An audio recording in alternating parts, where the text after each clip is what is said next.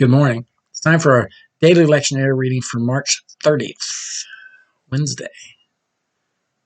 We have Psalm 53, and since it's day 3, we're reading what?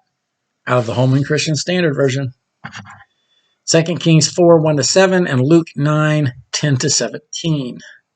Psalm 53. I like this Holman Christian Standard. It's got the title, A Portrait of Sinners.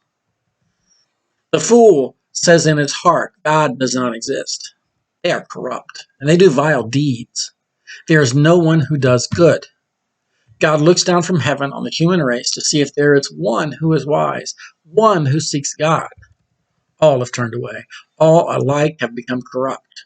There is no one who does good, not even one. Will evildoers never understand? They consume my people as they consume bread. They do not call on God. Then they will be filled with terror, terror like no other, because God will scatter the bones of those who besiege you. You will put them to shame, for God has rejected them. Oh, that Israel's deliverance would come from Zion. When God restores the fortunes of his people, Jacob will rejoice. Israel will be glad. All right, flip back over here to my NRSV. 2 Kings 4, 1-7, Elisha and the widow's oil. Now the wife of a member of the company of prophets cried to Elisha, Your servant, my husband, is dead, and you know that your servant feared the Lord, but a creditor has come to take my 2 children as slaves. Elisha said to her, What shall I do for you? Tell me, what do you have in the house? And she answered, Your servant has nothing in the house except a jar of oil. He said, Go outside, borrow vessels from all your neighbors, empty vessels, and not just a few. Then go in and shut the door behind you and your children and start pouring into all these vessels. When each is full, set it aside. So she left them and shut the door behind her and her children, and they kept bringing vessels to her, and she kept pouring. When the vessels were full, she said to her son, Bring me another vessel.